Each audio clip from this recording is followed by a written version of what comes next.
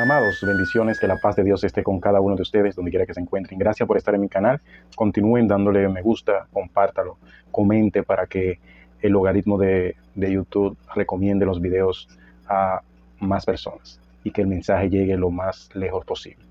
Hoy de inmediato quiero presentarle un video o un fragmento de un video donde un predicador habla de que Dios, si tú no diezmas, no tiene el compromiso de protegerte. Observen y venimos y lo vemos a la luz de la Biblia. Cuando usted no diezma, Dios no está obligado a proteger lo que tú tienes. Oh, pero cuando tú diezmas, Dios dice: voy a reprender al devorador. Voy a reprender al devorador. El devorador no va a tocar el fruto de tu trabajo. No lo va a tocar. Y esto es promesa de Bien, Dios. amados, de este tema yo he hablado en otras ocasiones, pero estos comentarios, esta predicación es más actual y quiero comentarlo porque hay una creencia de que primero el diezmo es un asunto que está vigente y así sucesivamente.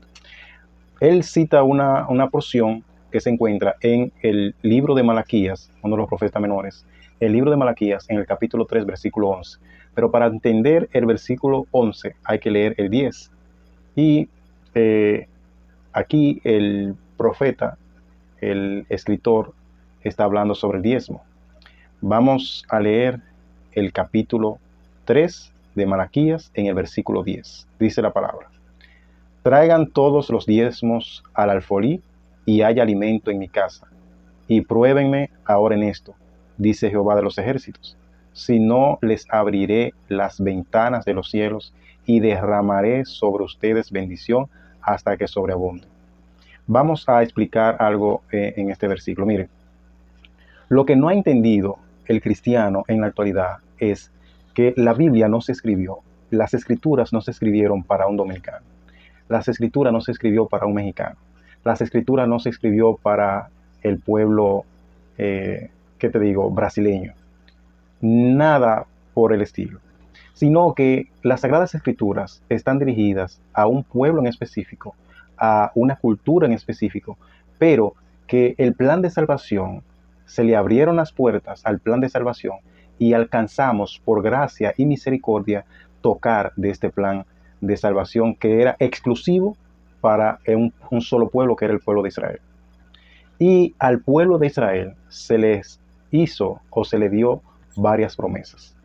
Y para cumplir el Señor, nuestro Dios, con esas promesas, el pueblo tenía que cumplir con ciertas características, ciertas condiciones, ciertos mandamientos, ciertas directrices. Y esto es lo que no se entiende actualmente en los grupos religiosos.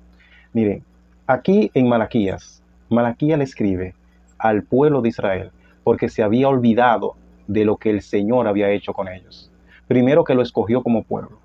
Segundo, que estaban desobedeciendo a ese Señor que él lo escogió para ser su pueblo, y que se habían olvidado de las promesas que le hizo ese Señor. Y él en su escrito quiere refrescarle eso al pueblo de Israel. Nosotros no somos parte de ese pueblo donde se le está hablando en esta ocasión. Y para hablar en específico del versículo, hemos dicho en reiteradas ocasiones que aquí aclara perfectamente lo que era el diezmo. Traed los diezmos al alfolí. ¿Qué era un alfolí?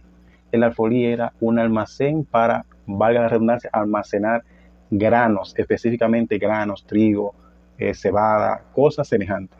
Por eso es que ahí mismo en la palabra dice: y haya alimento en mi casa, en el versículo 10, y haya alimento en mi casa. Porque el diezmo era una porción de alimentos cosechados en la tierra que le tocó a cada tribu. Eran 12 tribus de Israel y hubo una, la tribu de Leví, que se le dio la tarea de ofrecer y de encargarse en el tabernáculo. El tabernáculo era como el templo de la época, que era como una especie de una casa de campaña, de esa que se usa en el circo, pero confeccionada e ideada por el mismo Dios, y se le dio la directriz de cómo crearla y todo eso. Pero ese no es el punto. El punto es que como esa tribu se encargaba del tabernáculo, Dios a las demás tribus le dijo: mire, hay que mantener a estas personas porque se van a encargar de esto. Ustedes de la tierra que les tocó le van a sacar la 10ª parte de la producción que ustedes tendrán en esas tierras y se lo van a llevar al alfolí de los levitas. Y entonces, amados, Y ahí es que Malaquías le dice, prueben a ese Dios que lo escogió como pueblo a ver si él no lo va a respaldar.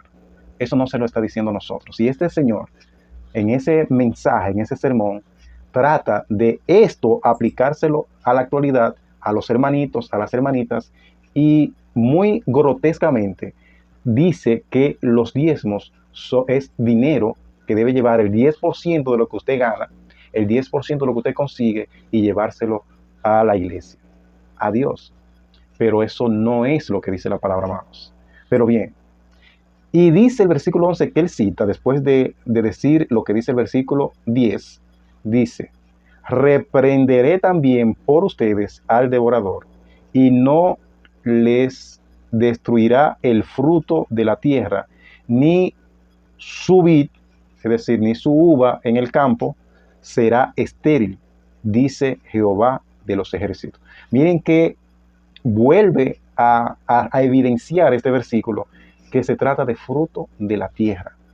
Amados, porque el 10% era del fruto de la cosecha de la tierra, como le expliqué anteriormente. Pero como ustedes vieron, lo extrapolan a que es de dinero que usted gana, del dinero que usted consigue, que tiene que dar el 10%. Una cosa que la palabra de Dios no habla por ningún lado. Pero bueno, le voy a presentar en este momento entonces otro pequeño fragmento de video que, aunque lo dicen en forma de broma, en la actualidad se maneja de esta manera. Observen y escuchen cómo se manejan estos grupos religiosos con el dinero, con el diezmo, con las ofrendas que creyentes en lo que le enseñan llevan a las congregaciones. Escuchen.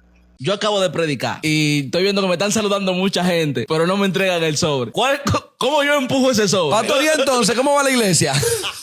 ¿Y los proyectos? Cuando tú tiras 3 preguntas y todavía siguen preguntando, bueno, pastor, estamos lejos y los tapones tan fuertes. Si tú ves que el secretario, si la secretaria le habla en el oído y la manda para la oficina y tú ves muchas reuniones, huye el impío sin que nadie lo persiga. Sal corriendo por tu vida, que ahí no hay nada. Además, no. Y antes de entregarte el sobre, cuando tú ves que te están contando el problema de la iglesia, Sí. aquí se rompió la tubería la semana pasada. Te están diciendo los cuartos de hoy para tapar esa tubería. Cuando tú ves que antes de tú abrirlo, si tú quieres no lo abres ese sobre, si tú quieres votar, cuando dicen, para la próxima, yo sé que vamos a estar muy genial. Pero ¿y por qué tú no me invitaste para la próxima y me invitaste ahora? ¿Y por qué ahora? Cuando tú ves que te pasan un sobre y te piden disculpas antes de abrirlo. Pues yo no sé lo que usted me está dando. Amado, pero yo ni lo he abierto, espera que yo lo abra. Ahí escucharon un panorama de cómo se manejan los predicadores en los diferentes grupos religiosos, la mayoría, no todos, pero la mayoría, que lo hacen con un propósito de conseguir un beneficio por predicar en una congregación, en una campaña, en un templo X, y que al final ellos procuran que le den una retribución económica de las ofrendas o de los diezmos que se le han otorgado a dicha congregación, a dicho pastor o dicho grupo religioso. Y eso es real, amados. La mayoría de predicadores dicen que tienen que transportarse, dicen que eso tiene un costo y que ellos viven del altar y así sucesivamente, pero procuran beneficiarse del evangelio, una cosa que la palabra del Señor aborrece, amados. En la palabra del Señor, nuestro Dios nos dejó establecido que Él aborrece hacer mercadería de las cosas de Él. Yo no me imagino a un Pedro, el apóstol Pedro, salir a predicar y esperar que le dieran una ofrenda. Yo no me imagino al apóstol Pablo predicando y cuando termina de predicar, que se termina el culto, de que él sentarse a esperar a que le den una ofrenda. Y así también con los adoradores. Y por eso es que piden el diezmo de esta manera incorrecta, antibíblica, de que tienen que dar dinero. Porque todo se está viendo como un negocio. Miren los cantantes, que he hablado también de eso en reiteradas ocasiones. El Señor no te mandó a cantar para recibir una paga. El Señor no te manda a hacer una banda musical y a llevar una adoración para sacar un beneficio económico. Por ningún lado tú vas a encontrar que el Señor te llama a un ministerio de tal naturaleza. Pero ellos se escudan de que si ellos están adorando al Señor, si ese es su trabajo, que ellos tienen que comprar cosas, tienen que mantener a su familia, pero que el Señor no te mandó a vivir del evangelio. No te mandó a vivir de cantarle a Dios. No te mandó a vivir de eso económicamente hablando. El Señor sí dice: buscad el reino de Dios y su justicia primero, y todo vendrá por añadidura. Y en Mateo 10:8, en una gran comisión, aunque fueron a los apóstoles que se le encomendó esto cuando iban a predicar a sus hermanos, le dijo el Señor: den por gracia lo que por gracia recibieron. En otras palabras, miren, ustedes recibieron un favor que no merecían. Eso es lo que significa gracia, favor inmerecido. Ustedes recibieron un favor que no merecían. Vayan y sigan multiplicando, dando ese favor que las personas no merecen, pero su responsabilidad es dar ese favor. Amados, no nos dejemos engañar. Sigan escudriñando las Escrituras, porque en ella os parece que está la vida eterna, como dice la misma palabra. Bendiciones, y será hasta la próxima, si es que Dios nos brinda la oportunidad nuevamente.